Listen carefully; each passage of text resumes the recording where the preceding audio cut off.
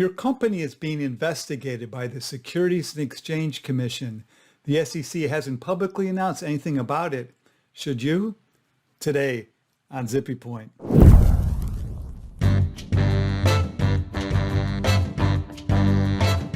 I'm Brock Romanek and I'm a big fan of yous.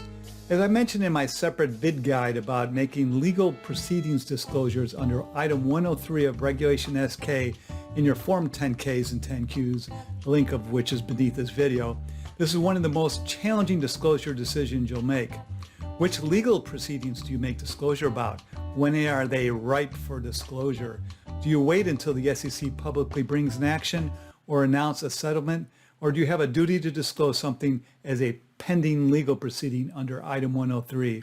There's not a lot of guidance from the SEC nor from the stock exchanges. It's driven quite a bit by case law, and there's not too much of that out there either. Here are 5 things you should know when it comes to deciding whether to disclose a SEC investigation. 1, not the worst thing in the world. 2, no clear trigger for disclosure. 3, fear of class action lawsuits lends itself to not disclosing. 4, capital raising lends itself to disclosing. 5, how to disclose. 1, not the worst thing in the world. You would be surprised how many investigations are opened up by the SEC that never see the light of day, that never come to fruition. That's their job, to investigate. So of course sometimes the investigations come up empty-handed, or for whatever reason, maybe lack of resources on the staff's behalf, the SEC doesn't bring an action all the way home. So sophisticated investors know that the SEC is investigating things. That's a common thing. The stigma of just the fact that there is an investigation is just not so great. Of course, depending on what the investigation is all about, it could be a big deal. 2, no clear trigger for disclosure. There's little authority out there regarding whether SEC investigations must be disclosed, but the weight of authority that is out there suggests that they don't have to be. According to this court's decision, there's no obligation to make disclosure even if there's been a Wells notice issued. A Wells notice is a letter that the SEC sends to people or entities when it's planning to bring an enforcement action against them. It's a statement by the Enforcement Division at the SEC that they have reached a preliminary conclusion to recommend to the Commission that the SEC bring a formal action against you. Things are not looking good. This was litigated several years ago in this Goldman Sachs case called Lionsgate. Under the facts of that case, the SEC investigation was found it was not a pending legal proceeding under Item 103 of Regulation SK. It was not a known trend or uncertainty under MD&A, and it was not a risk factor. So you have to look at the facts and circumstances. If the SEC's interest seems pretty legitimate and it's likely going to be a big case, you definitely want to err on the side of making the disclosure. If it does turn out to be a big problem, when you make the disclosure, that cuts off the period for any class action cases that might ultimately rise out of the SEC's investigation. That's a good argument for disclosure. There may be some significance as to whether the investigation is designated at this time as formal or informal. If it's a formal investigation, that weighs slightly in favor of disclosing the matter, although it's not conclusive. Because although there's nothing about a formal investigation that itself prompts you to disclose, it does mean that third parties likely are getting subpoenas. That could lead to information being out there in the marketplace, and you want to control the messages before the rumors fly. Same kind of thing if the investigation stems from a whistleblower. If it's a type of case where the SEC is interviewing lots of people, there's a greater likelihood of leaks in these kinds of circumstances. When you look at the cases that the SEC has brought publicly, it's about half the time that the company has announced previously that there was an open SEC investigation.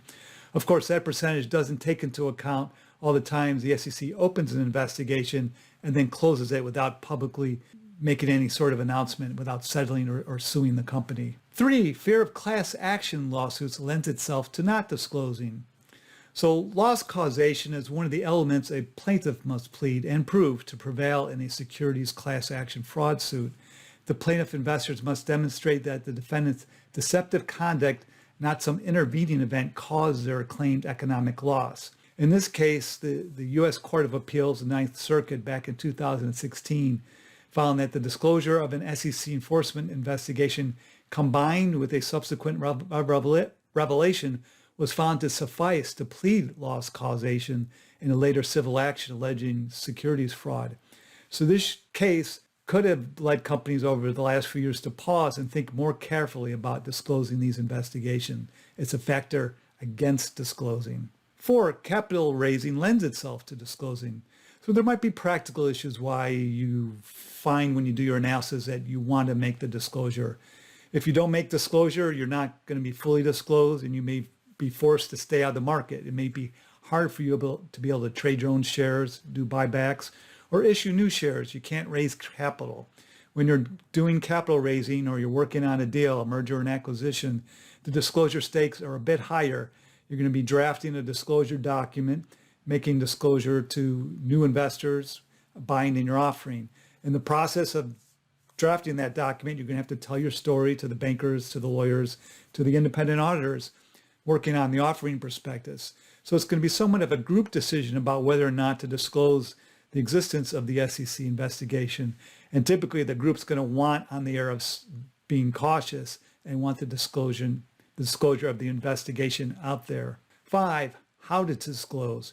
Okay, so now you've decided to disclose the investigation. What do you disclose? Well, you want it to be done in a way, if you can, so you're not having to continually update it. If that's doable, you want it to be somewhat of a generic disclosure, not too talkative about it. So in some cases, companies will be repeating the same language in their 10Ks. Hopefully the investigation won't last years.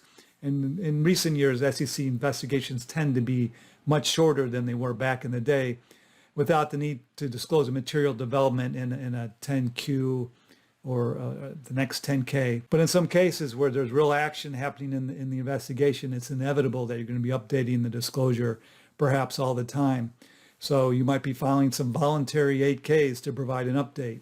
Here's one example of that, a voluntary 8K to provide an update. Here's an amended 10K to disclose that the company has offered to settle with the enforcement division and that the enforcement staff has said that they're going to recommend to the commission that it accept the settlement offer. Here's one example. I threw it in there. It's a 10Q filed months after an SEC investigation was opened in the Computer Science Corporation fraud that had disclosures about their SEC enforcement investigation for quite some time. And then, of course, if you do make a disclosure about an SEC investigation and then you find out that the investigation has been terminated, you're going to want to make disclosure to the marketplace so that they can rest easy and know that there is no longer a risk of the SEC Enforcement Division bringing in action. And here's an 8K that does that, discloses the fact that the investigation is over.